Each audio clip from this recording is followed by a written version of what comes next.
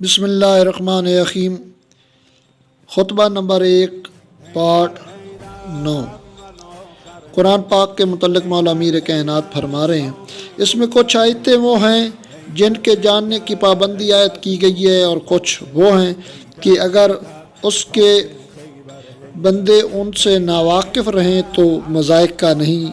کچھ احکام ایسے ہیں جن کا وجوب کتاب سے ثابت ہے اور حدیث سے اس کے منسوخ ہونے کا پتہ چلتا ہے، اور کچھ احکام ایسے ہیں جن پر عمل کرنا حدیث کی روح سے واجب ہے لیکن کتاب میں ان کے ترک کی اجازت ہے۔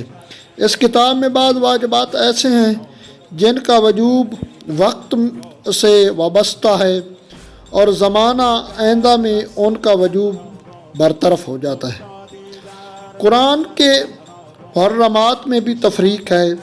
کچھ کبیرہ ہیں جن کے لیے آتش جہنم کی دھمکیاں ہیں، یعنی کچھ گناہات ایسے ہیں جو کہ گناہان کبیرہ ہیں، اور کچھ صغیرہ ہیں جن کے لیے مغفرت کی توقعات پیدا کی ہیں۔